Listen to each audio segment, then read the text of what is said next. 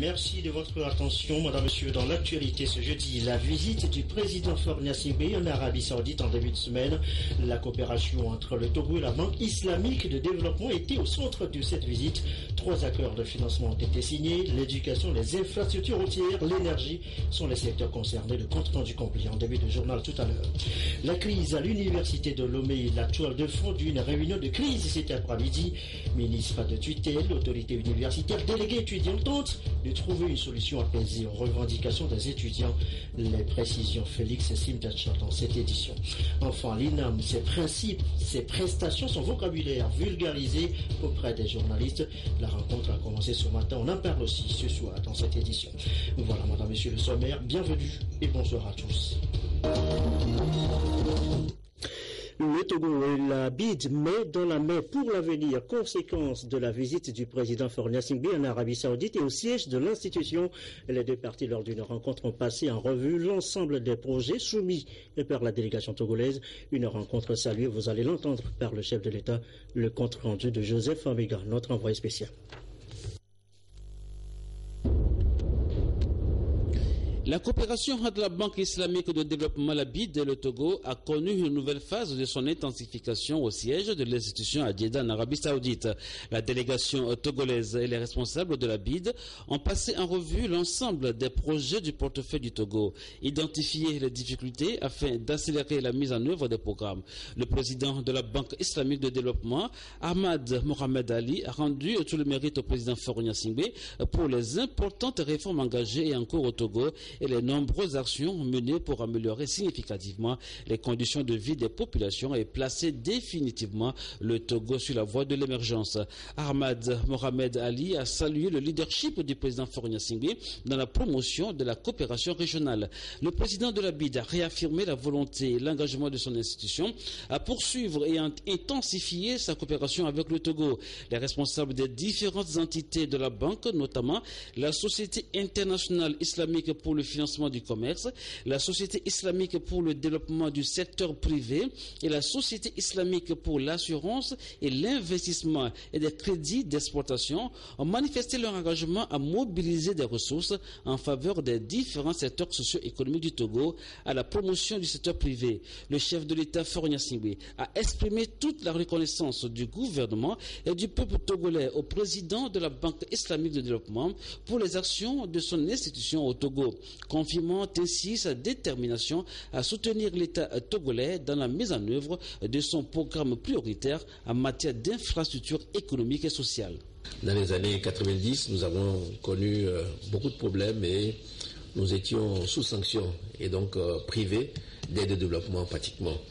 Et à ce moment-là, nous avons pu compter sur votre groupe et sur sa solidarité, sur sa générosité.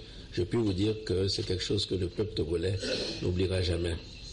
Et cette amitié, cette coopération ne se sont jamais démenties depuis que nous y avons adhéré.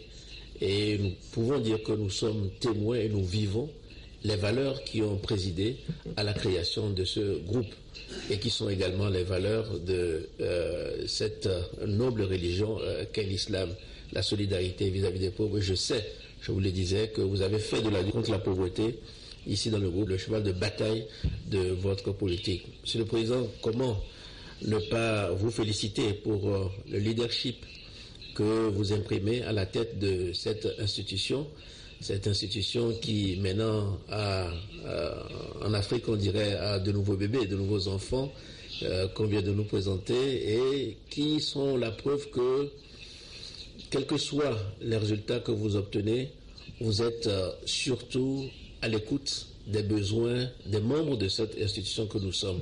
Vous êtes surtout à l'écoute des besoins de nos populations, ces populations que nous représentons ici et qui ont la possibilité de goûter aux fruits de cette coopération, aux fruits des efforts que nous sommes en train de faire collectivement. Je peux vous dire que nous ferons tout ce qu'il faut pour que dans les meilleurs délais, nous puissions compléter notre adhésion à ces nouvelles institutions.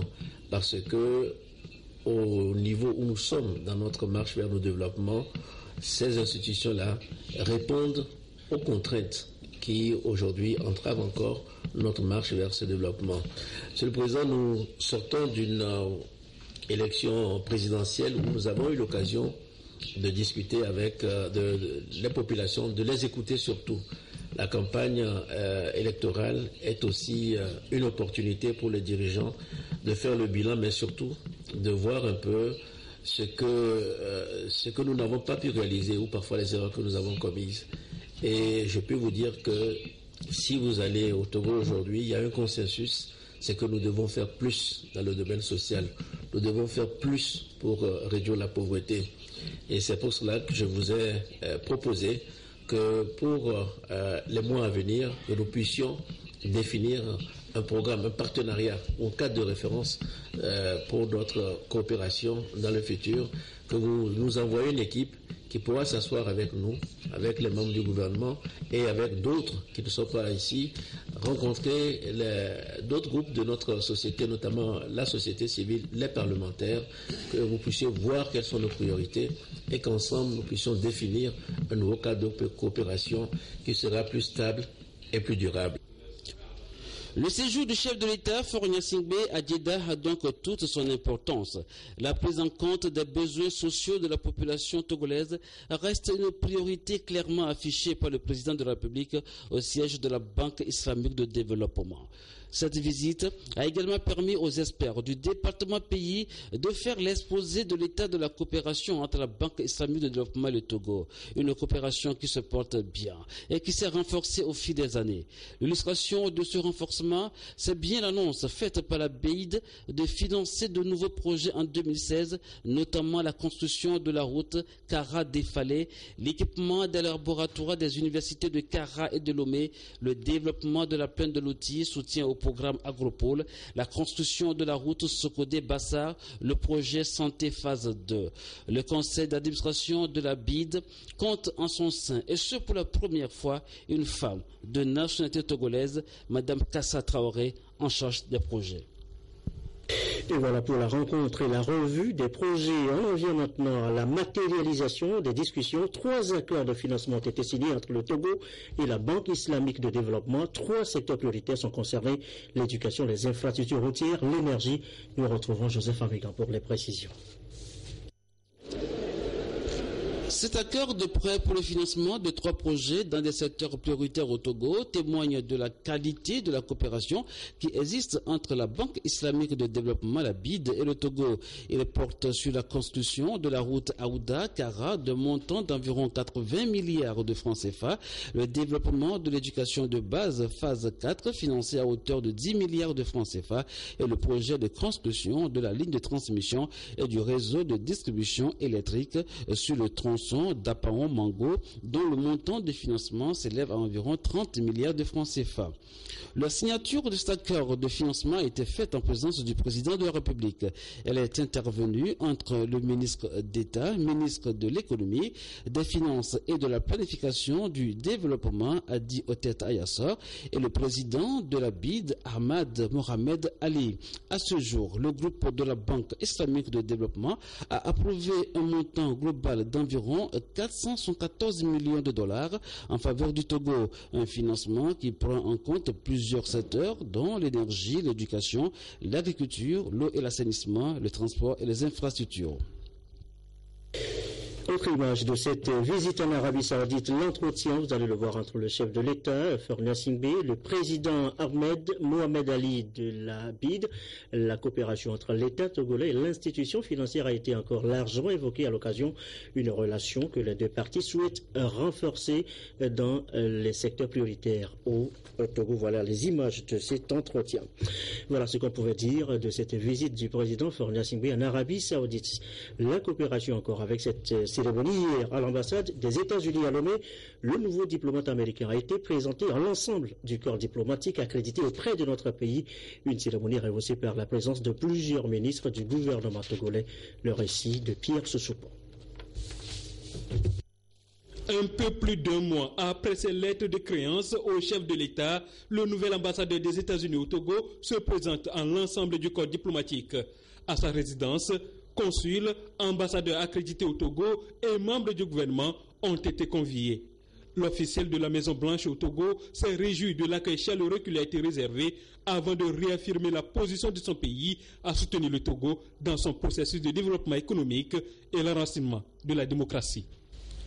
La sélection du Togo, programme seuil du Millennium Challenge, est une reconnaissance des progrès accomplis par le Togo au cours des années récentes et vise à l'encourager à faire encore davantage de réformes pour lui permettre d'accéder à une plus grande assistance à l'avenir dans le cadre du programme Compact du Millennium Challenge.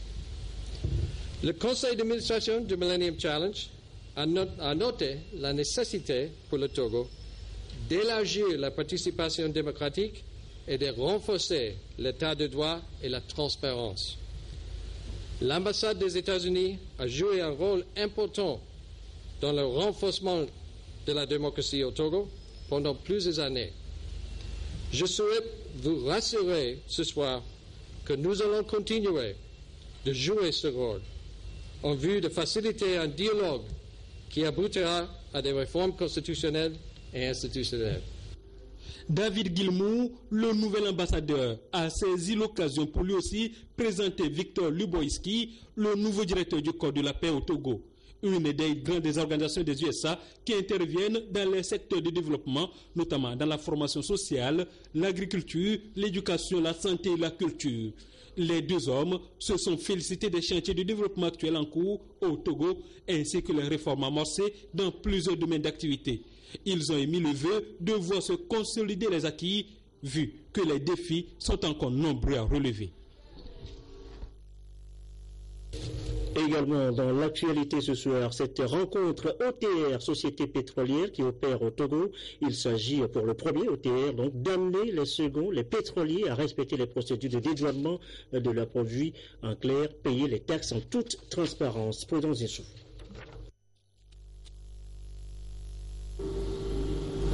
Les sociétés pétrolières installées au Togo, appelées à se conformer aux nouvelles mesures relatives aux procédures de dédouanement de leurs produits.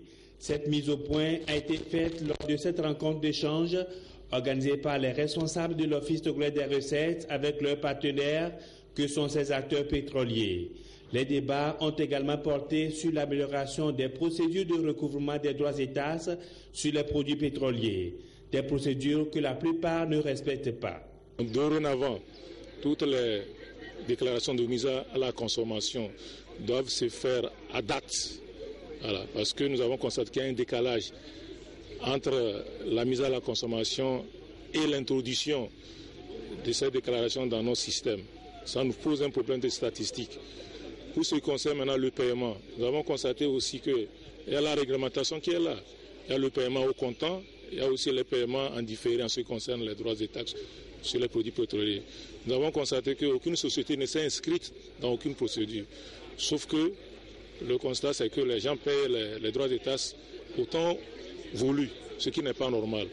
Alors par rapport à cette rencontre, nous avons essayé de leur rappeler la réglementation en vigueur et les inviter à s'y conformer. Et l'auteur est disposé à écouter et prendre en compte les difficultés que chacun d'entre eux va évoquer pour voir dans quel sens nous allons marcher ensemble. Autre préoccupation lors de ces assises, la contrebande des produits pétroliers qui plombent les recettes publiques ces dernières années au Togo. La lutte contre ce phénomène sera renforcée avec l'opération Entonnoir afin d'aider les sociétés pétrolières à améliorer leurs recettes et s'acquitter à temps de leurs obligations vis-à-vis de l'administration fiscale. Au niveau de nos préoccupations, je pense que la préoccupation majeure qui ne concerne pas que la STSL, Togo Shell ou les autres marketeurs, c'est tout simplement la lutte contre le marché illicite, puisque plus nous luttons contre le marché illicite, plus l'OTR et l'ensemble des acteurs seront gagnants. Toujours dans le souci d'une amélioration de l'activité pétrolière au Togo et d'asseoir un système de recouvrement plus efficace, il est prévu la mise en place d'un comité qui sera composé des membres des deux parties afin d'amener toutes les sociétés pétrolières au respect de la réglementation. Notre deuxième titre ce soir, c'était réunion de crise à l'université de Lomé. Autour de la table de discussion, vous allez le voir, le ministre Octave Brome, les autorités universitaires, les délégués étudiants, motif de la rencontre, trouver une solution apaisée à la crise à l'université de Lomé. Les étudiants réclament, vous le savez, de meilleures conditions de vie et de travail. Le compte rendu de Félix Simdacha. Sur les lieux, les stigmates témoignent de l'ampleur des heurts. Passage encore barricadé, voitures de police calcinées et bien d'autres dégâts. Et pour cause, une revendication d'un mouvement estudiantin qui a préféré la manière forte à la négociation. Les étudiants, dans leur communiqué, ont parlé de manque de bus, de manque d'artères sur le campus pour se déplacer. Et ils ont parlé des cours à reprendre, pour certains, dans le système LMD. Ils ont parlé des résidences universitaires. En tout cas, c'est des revendications qui ne sont pas nouvelles. Depuis l'année dernière, c'était la même plateforme qui était présentée. Donc il n'y a rien de nouveau. Et je dois quand même dire ici que le gouvernement a commencé à travailler sur beaucoup de ces problèmes-là. Et les étudiants sont informés.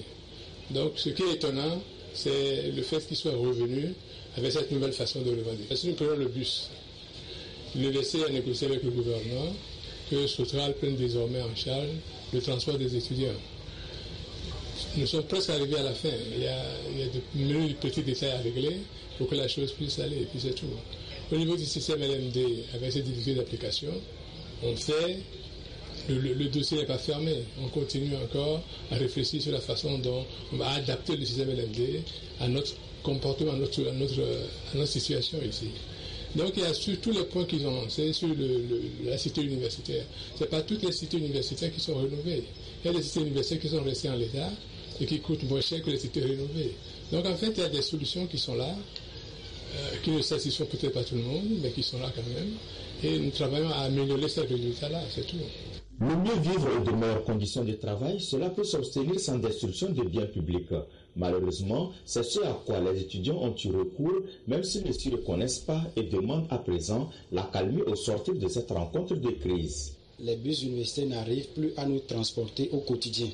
Et la plupart des bus qu'on nous a achetés tombent souvent en panne.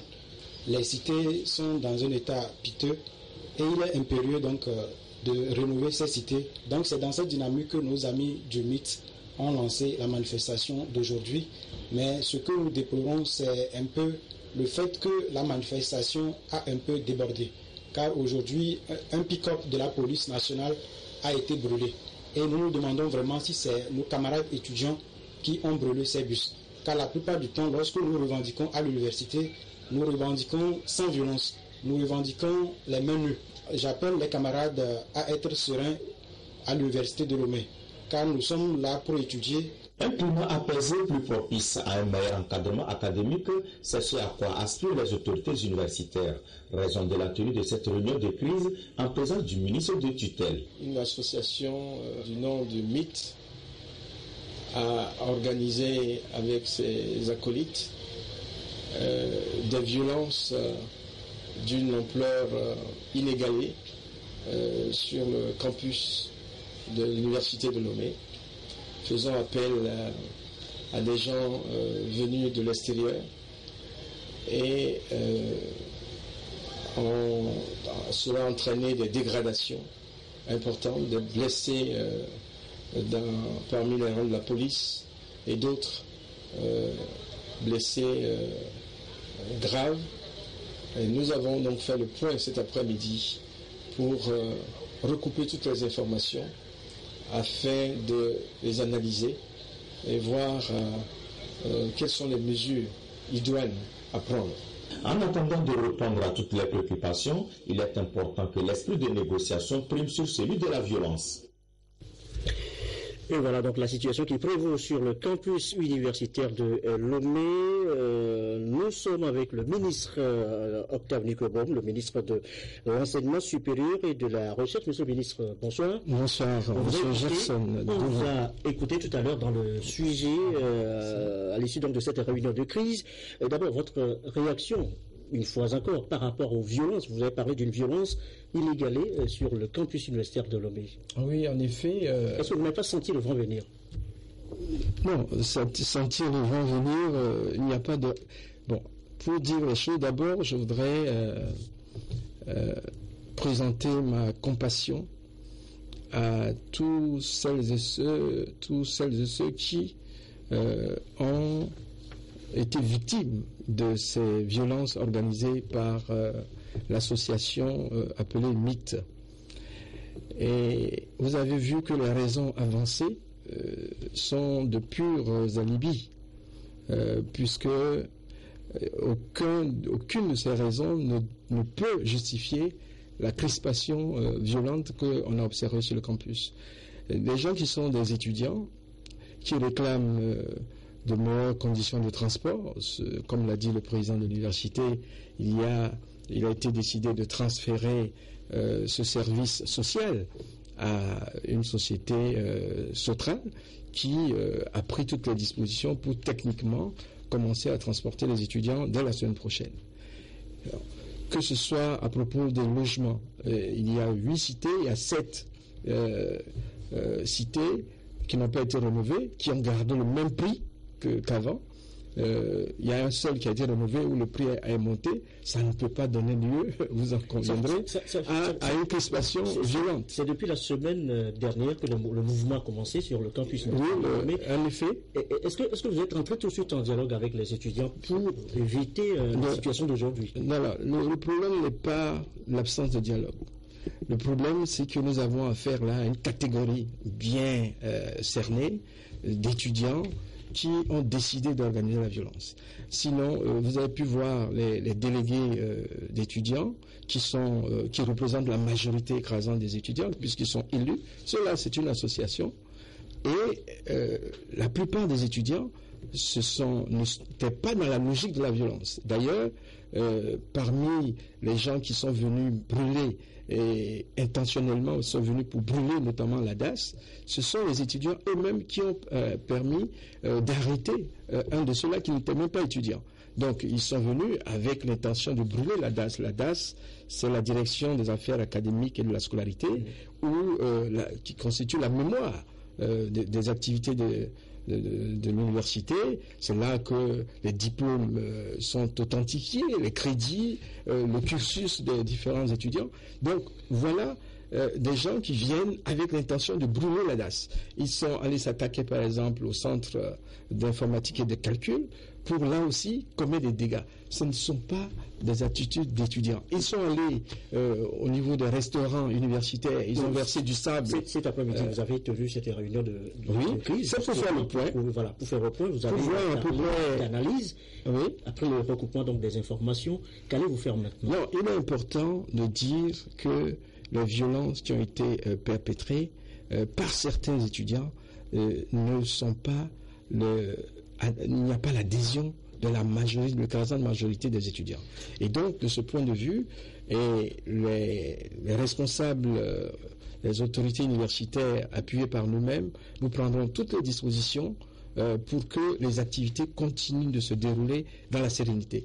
Je voudrais dire aux étudiants et aux étudiantes qui ont subi ces violences, je voudrais les rassurer. Je voudrais rassurer également les enseignants-chercheurs qui ont, à partir de certaines dérives, ont eu des situations pas très gaies. Je voudrais les rassurer que et les autorités universitaires et nous-mêmes, nous prenons les dispositions pour que les activités, parce que certains sont déjà en examen, et dans 2 semaines, les examens se profilent, et donc les activités vont se poursuivre dans la sérénité. Toutes les dispositions sont prises pour cela. Voilà, vous mettrez plus de policiers sur le campus, vous allez tenir un discours d'apaisement. Non, le discours d'apaisement, vous savez que quand les gens sont intentionnellement, je vous dis que ce sont des alibis puisqu'ils savent que ces problèmes évoqués sont en voie de résolution. Alors, quand les gens sont intentionnellement décidés à brûler, à casser, évidemment, ils trouvent le moyen de le faire. Et donc, c'était l'alibi, mais il y aura des systèmes de contrôle plus rigoureux, de façon à ce que le campus soit sécurisé. Bien, merci Monsieur le Ministre pour ces précisions. Est-ce que vous ayez encore un aspect à ajouter que nous n'avons pas évoqué dans nos questions? Non, tout simplement encourager la communauté universitaire, ne pas se décourager. Les activités se poursuivent et nous évaluerons la situation heure par heure. Et je voudrais vraiment féliciter les étudiants dans leur écrasante majorité, qui ont réagi avec beaucoup de sens de responsabilité, et tous les autres responsables. Merci. Merci, M. Octave Lebron. Je rappelle que vous êtes le ministre de l'Enseignement supérieur et de la Recherche. Vous sortez donc d'une réunion de crise cet après-midi avec les étudiants et les autorités universitaires suite à cette crise sur le campus universitaire de Lomé.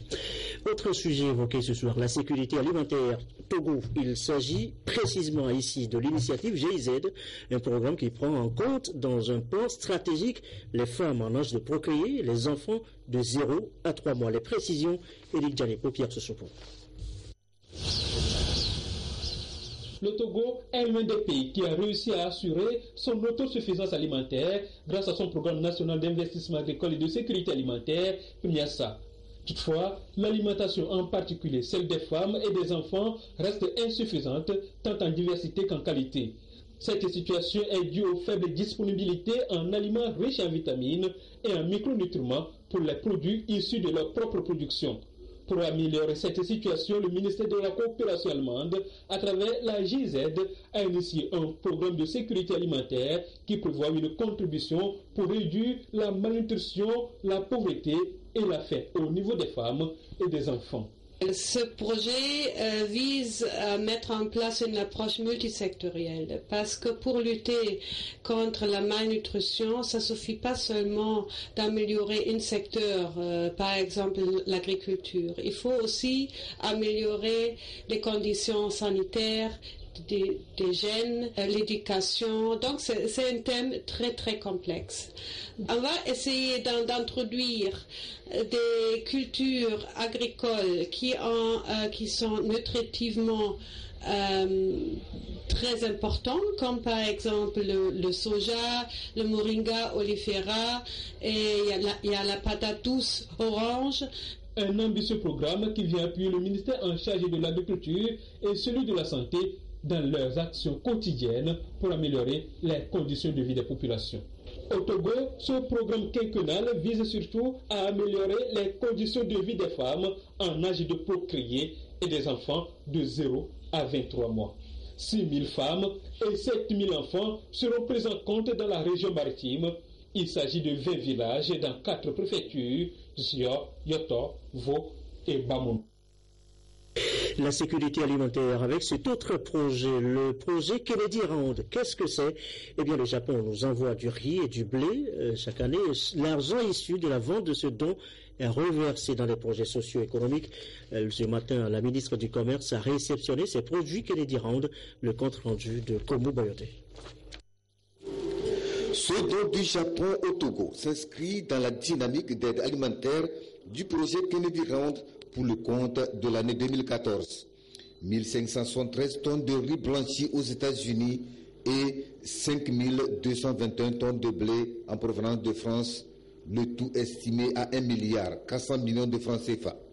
L'initiative vise à renforcer notamment la sécurité alimentaire au Togo. Le Caire, dont la cérémonie de remise nous réunit ce jour, ne se limite pas uniquement à une aide destinée à la fourniture de riz et de blé. En effet, cette aide a aussi pour objectif d'améliorer la balance des paiements du pays et de favoriser d'importantes économies de devises étrangères qui auraient dû être affectées à l'importation de riz et de blé. Ces produits seront vendus à des prix raisonnables aux populations, notamment celles vulnérables sur l'ensemble du territoire. Les fonds issus de la vente serviront à la réalisation des projets socio-économiques de base. Sur le marché national, l'aide alimentaire du Japon a favorisé l'accès aux produits de première nécessité en influant sur les disponibilités, la qualité et les prix des produits. On note une baisse du prix de la farine qui est passé de 19 000 francs le sac de 50 kg à 16 650 francs et le maintien de ce prix stable ont favorisé une augmentation de la consommation de la farine de blé au Togo. En effet, la consommation de la farine de blé produite par la SGMT au Togo est passée de 17 478 tonnes en 2010 à 42 633 tonnes en 2014. Concernant le riz, la vente du riz des projets KR à des prix abordables a un prix impact positif sur le marché domestique dans la mesure où ce riz vient accroître la disponibilité physique et l'accessibilité des céréales sur les marchés locaux. Le riz des projets KR a comblé une part non négligeable de la demande en riz sur le marché domestique. À noter que le projet Kennedy Round est une réponse du Japon à l'appel des Nations Unies depuis 1968 à l'endroit des pays développés dans le but de renforcer les relations bilatérales entre eux et les pays en développement. Dans le reste de l'actualité, l'INAM se fait mieux connaître des journalistes. La notion même de l'assurance maladie, les principes, le vocabulaire, les prestations, eh bien tout ceci est passé en revue depuis ce matin par la presse à l'initiative de l'Institut d'assurance maladie. Les précisions de Chassim Lambaga.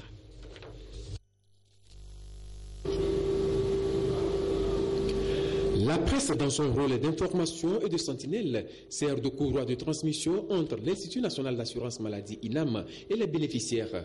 Elle porte également un regard critique sur les prestations de l'INAM dans les émissions, débats, les analyses et les commentaires. Si ce rôle de service public des médias est très apprécié par l'INAM, l'Institut déplore cependant quelques manquements observés ici et là. Des manquements dus, selon les responsables de l'INAM, essentiellement à l'ignorance des principes fondamentaux qui régissent la protection sociale en général et l'assurance maladie en particulier. La présente session vise à remédier à cet état de choses. Au cours de ces premières années d'évolution de l'INAM, nous avons compris et c'est confirmé que les hommes des médias ont un rôle important à jouer dans la sensibilisation, dans l'information, dans le regard critique qui peut porter sur l'action menée pour la prise en charge des assurés. Et c'est donc pour cela que, continuant dans notre lancée, à savoir permettre aux hommes de médias de disposer d'informations, d'une connaissance qui permettent d'apprécier, d'analyser et surtout de rechercher l'information à mettre à disposition des assurés de la population. Nous avons jugé utile de nous asseoir avec eux. Concepts et principes de base en assurance maladie, panier des soins, contenu et évolution, la gestion des risques en assurance maladie et le contrôle des prestations sont entre autres sujets qui seront abordés avec en toile de fond le rôle et la place des hommes des médias dans la mise en œuvre d'un programme d'assurance maladie universel. Le média se doit de porter un regard critique, une critique positive, constructive, qui permet d'améliorer.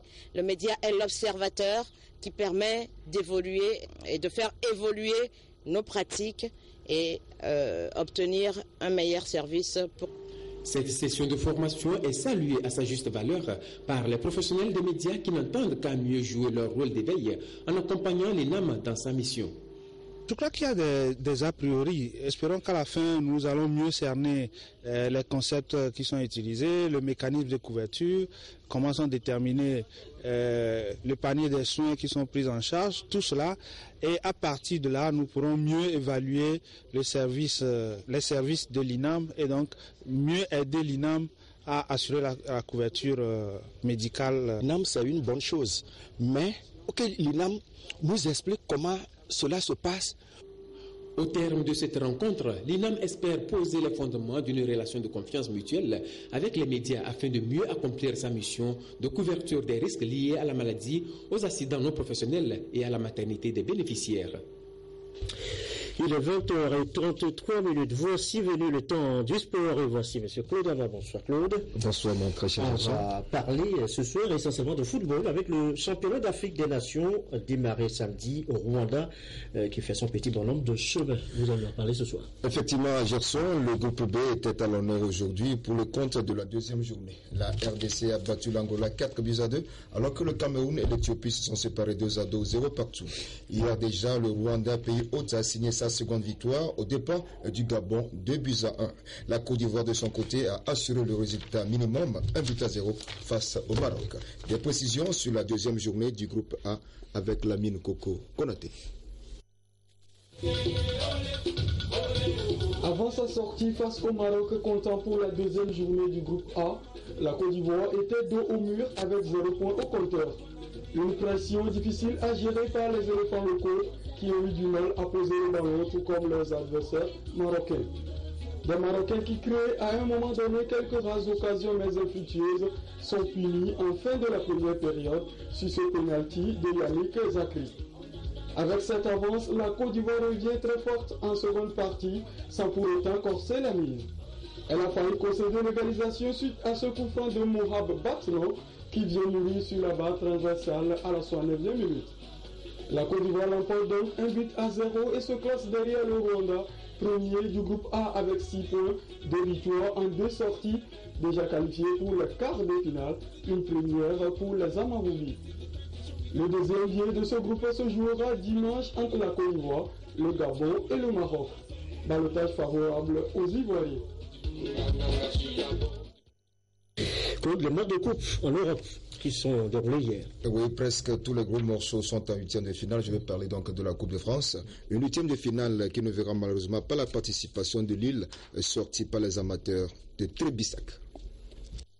L'exploit de ces 16e de finale, la joie des footballeurs amateurs de Trélissac qui sortent Lille.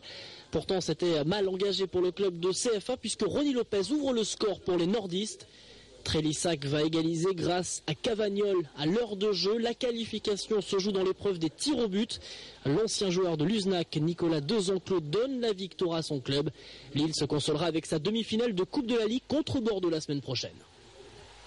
Enfin une victoire à domicile pour l'OM. Pour la première fois depuis le 26 novembre, les Marseillais se sont imposés au Vélodrome. Un succès obtenu dans la douleur face à Montpellier. Ouverture du score à la 41e minute. La frappe écrasée d'Nkoudou est détournée dans son propre but par Ben Sebaini. 1-0 puis 2-0 à la 55e. L'OM se donne de l'air grâce à Brice Djedjedje, opportuniste. Marseille conservera cet avantage jusqu'au bout et l'emporte donc 2-0. Une victoire qui va faire du bien. L'OL de son côté évite le piège face à Chambly. Malgré le grand froid et un terrain gelé, les Lyonnais ont dominé leur adversaire de National. Victoire 2-0 grâce à des buts de Maxwell Cornet et Mathieu Valbuena. Ils ont rebondi après 2 défaites de suite. Ça passe également pour Monaco sur la pelouse d'Évian. Les joueurs de Leonardo Jardim ouvrent le score à la 47e minute grâce à cette tête de Lassina Traoré. Évian revient dans la partie après la pause. Morgan Camin trompe Paul Nardi, mais en prolongation, Mario Pasalic redonne l'avantage à Monaco. Puis en toute fin de match, Elder Costa enterre les derniers espoirs évianais. Score final 3-1 et 3e défaite de rang pour les Hauts-Savoyards. Enfin, Nantes élimine le FC Mantois. Un seul but dans ce match, il est signé Alejandro Bedoya à la fin de la première période de la prolongation. Entré 40 secondes plus tôt, l'Américain marque sur son tout premier ballon. Seule mauvaise nouvelle de la soirée pour Nantes, la sortie sur blessure de Yacine Bamou, touché à l'épaule. Dans les autres rencontres, 3 a remporté sa première victoire de la saison en temps réglementaire. Succès 3-1 sur la pelouse de Concarneau, club de CFA. Même score pour Lorient à Boulogne, pensionnaire de National. Mais les Bretons auront eu besoin d'une prolongation pour rallier les 8e de finale. C'est tout, Gerson. Samedi, les férus du championnat anglais retrouveront Alfred Colani à travers Direct. Merci beaucoup, Claude Amand. C'est la fin de cette édition. Je vous rappelle l'essentiel en titre. La visite du président Fornia Simbé en Arabie Saoudite. Visite reliée par 3 accords de financement qui ont été signés. L'éducation, les infrastructures routières, l'énergie sont les secteurs concernés. Merci. Très belle fin de soirée chez vous.